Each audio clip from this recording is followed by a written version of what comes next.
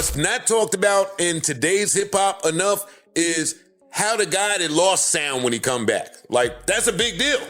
Yeah. Him and I, the Drake fans are gonna call me crazy, but him and I, we connected in a way. All right, so the time has come. Drake has released Iceman, and it's time to see what the illustrious Joe Budden had to say about all 3 albums: Tabibti, Maid of Honour, and of course, Iceman. Make sure you hit the like button and subscribe. Let's get into it. They not a Already we're done. I was pleased at the 4th bar. He back. He back. At the 4th bar, I'm like, okay, dope intro. Drake is back, and what's gonna be a common theme for me throughout my analysis of this is how much the content has changed. Introspection. Yeah. Yep. And I like that he got right to that. Introspection. He heard everything everybody been saying. I'm addressing it. Everybody's. Me. Well, no, me. Again, the fucking Drake whisperer that nobody wants to give my credit for. He heard everything that I said, went back in the lab, did it, came out, dissed me, told me he wouldn't cry if I died, all types of hurtful shit. But he takes my fucking advice. Just another day. I'm glad that I'm hearing about 40. Mm-hmm. Yeah. Again, nostalgic for me. I need to hear about 40, because 40 ain't your other little friends, nigga. You heard what I said. 40 don't want to hear nothing I'm saying when I'm going through things. When I'm fucking up out there, he won't even listen to me. Yes, nigga, this is your real friend, and you ain't looked right in a little while, which is probably why he bounced. I'm glad he back keeping it real. I'm glad 40 came and said everything that I've been saying, but you love him. The messenger matters. No, I'm saying, all of y'all that was telling me that he got to appeal to these kids, I don't hear it. Here. There's a couple songs that are... It's one that it wasn't saying that he has to. I think he found a good middle ground. He found a good balance. He found a good middle ground to be an adult. And yeah, y'all can tell me what's for the kids, but this was always my point. If you just be you and talk about you and what the fuck you going through and how you feeling, you dictate it. You ain't got to follow behind fucking Sexy Red, even though she popped up on some other albums. She did. I hit skip so fast. This level of vulnerability has been missing from me for a while. Yeah, it's been kind of surface level. It's left me to come in here. Nah, that nigga's the fucking Diana Ross of today. Honestly, I'm saying something is happening in this guy's life. Yeah, he took some time to flesh some ideas out, is what I got mostly from all 3 of these albums. Yes. Is the last 6 years of Drake, maybe more.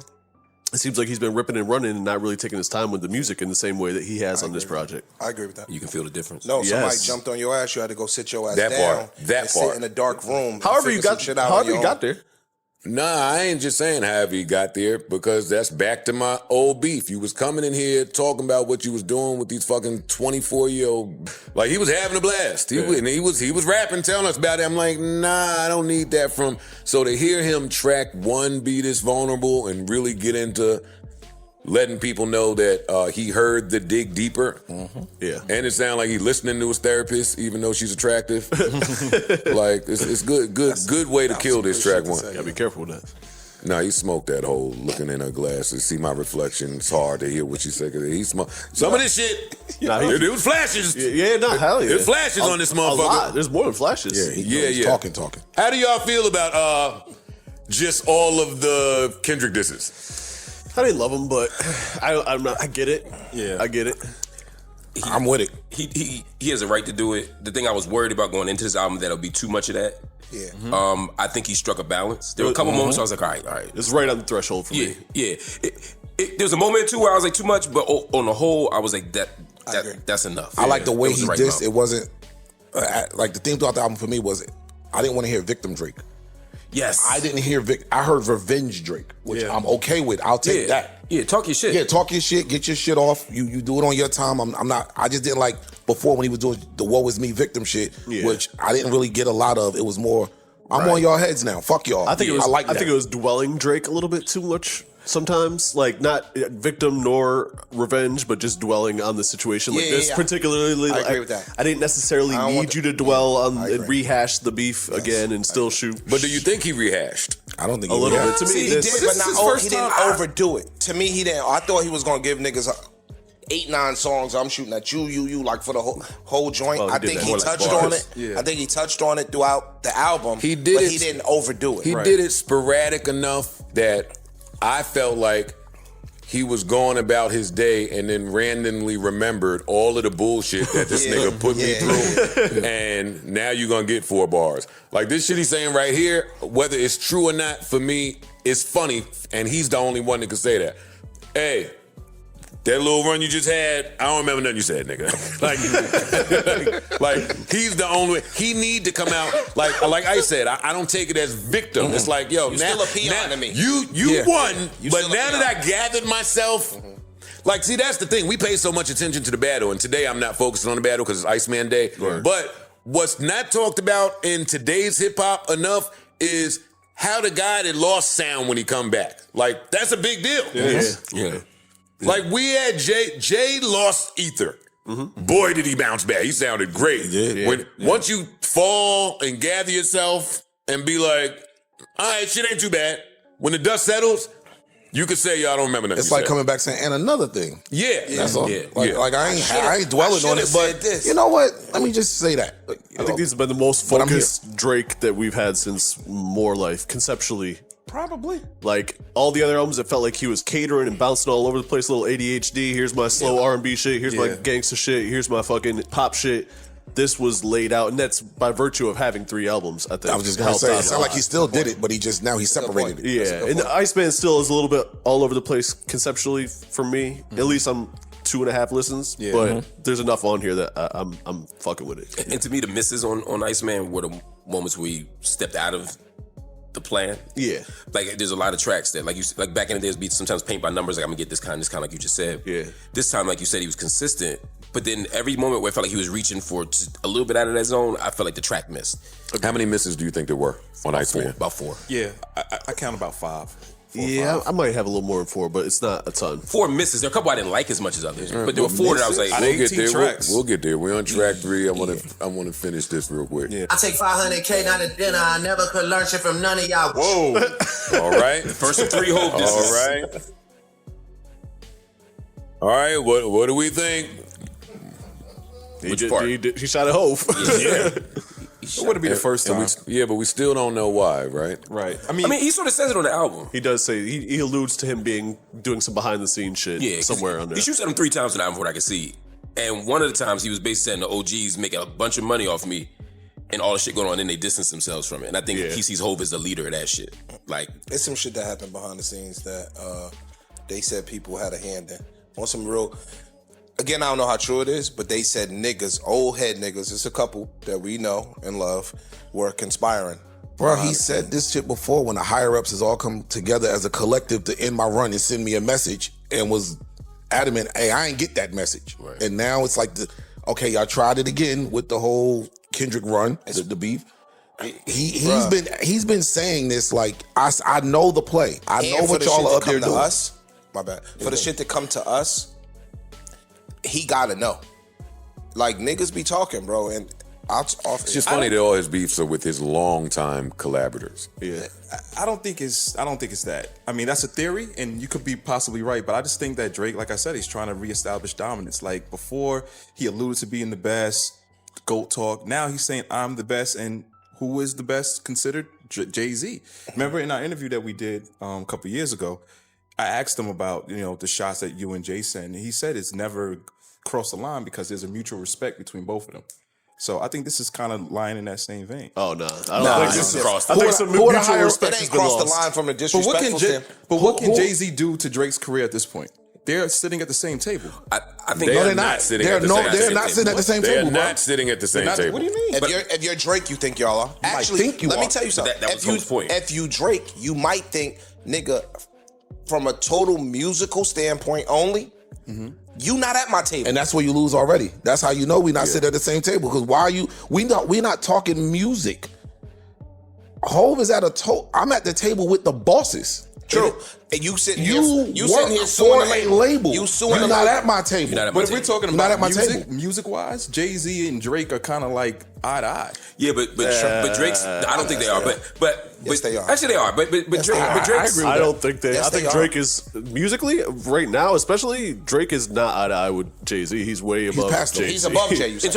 In terms of sales, he is way above Jay-Z. I think you mean in terms of stature. Just the- right? As far as status, like It's Iceman Day, so I'm gonna let y'all just say every wild thing y'all can. No. But this is I'm my not point interrupting. is- I'm not interrupting. Listen, whether he's right or he's wrong, right? Whether he's right or he's wrong. I'm sorry. Drake is right to feel that way. Yeah. Even if he is wrong by popular opinion, he's the only nigga that can say y'all did shit you never did and be right. Either way, I think that's what makes the reflection so good. Yeah. Because we're at least able to think about what Drake is thinking about. And whether he's paranoid or he's right, that's a good place to be. I agree with Mark. Everybody that I felt like should have got shot. Getting shot. Right. Right. If you Yeah, it's not that I agree. I was waiting for the cold shot. It's there. Yes. Ross shot. It's the Aiden Ross. Holy shit. That was amazing. I was that Aiden was Ross sick. before Aiden Ross started No, shooting. that was absolutely sick. That was ridiculous. That was a good one. Khaled, everybody shot. LeBron, DeMar, everybody. Yeah. He was making a list. He was at that dartboard bullseye. Bow. That nigga was zooming in on the pop out. Like, oh, you there too? Next we got that pop out. Let me get that slow mo. That nigga had the best niggas edited that shit. Oh, you was there? Oh, that's him? Hold on. The fun part is he's gonna heal even more. Yeah. He's gonna heal even more. Like I know he's angry at these people, and I'm sure he has every right to be. I'm not trying to take that away from him, but I heard a lot of just like destroy and rebuild on this project. Yeah. Like I'm not gonna say that Kendrick knocked him into adulthood. He did. I'm not gonna say that on Iceman Day. But I'm saying, but that's a good thing. Joe, sometimes you need it. He was running around, like we said, clubbing, partying, fucking hoes, doing all of that shit.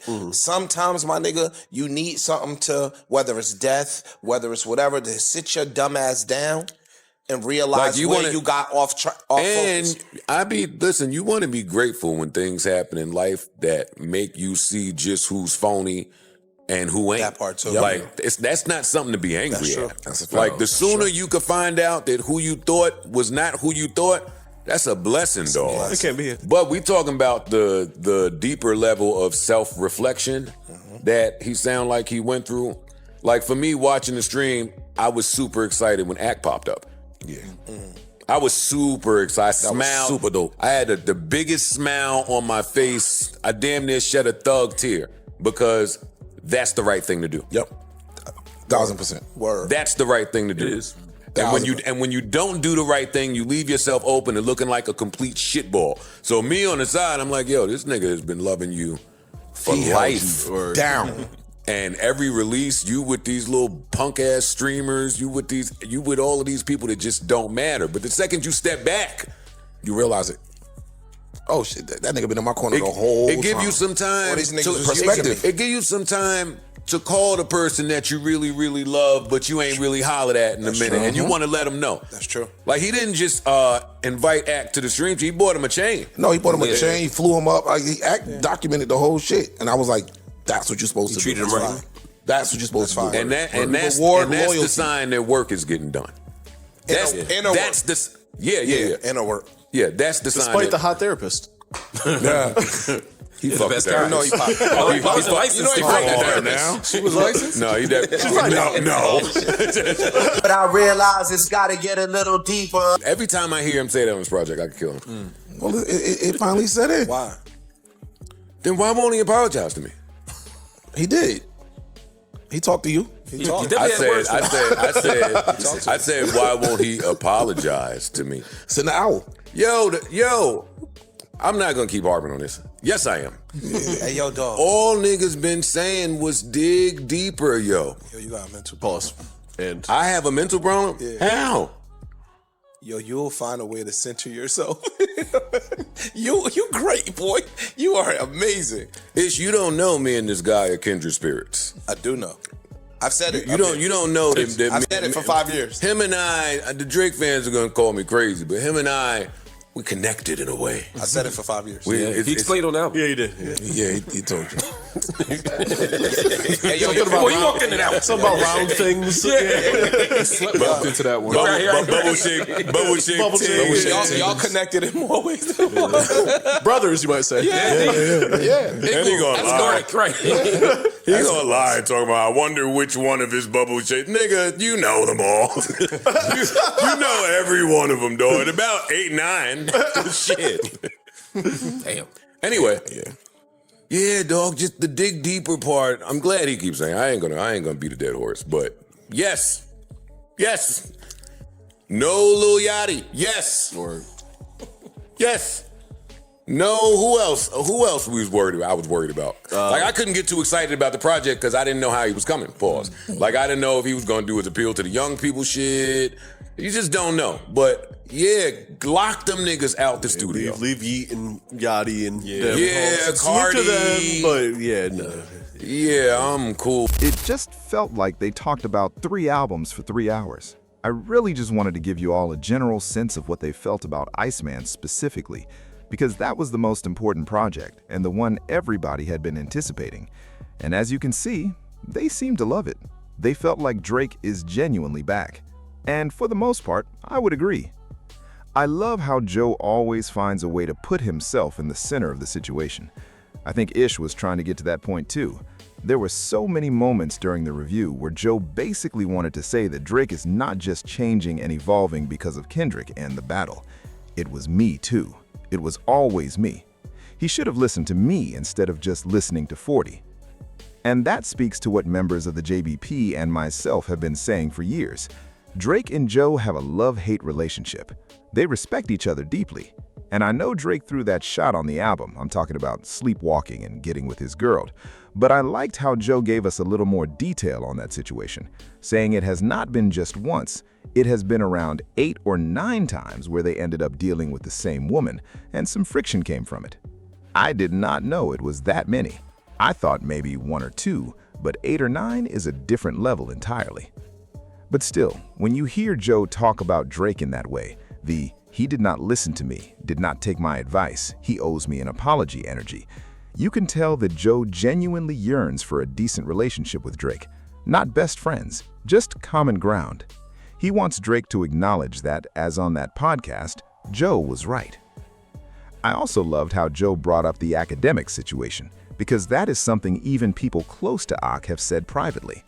Why are you standing beside Drake when Drake does not seem to acknowledge you the way he should? Ak did everything for him during the Kendrick battle, and sometimes Drake would treat him almost like a groupie. I remember when I posted that picture of Ak getting that chain, and some of you said it looked photoshopped. I think even the audience was genuinely surprised to see Ak and Drake in the same room, with Drake showing him that kind of direct love. Usually it was always from a distance. This time Drake brought his people in close. And look, I told you all in yesterday's video, I apologize for the muffled audio. I was at a hotel for a family event, not just trying to make it work with a whole computer setup in the room.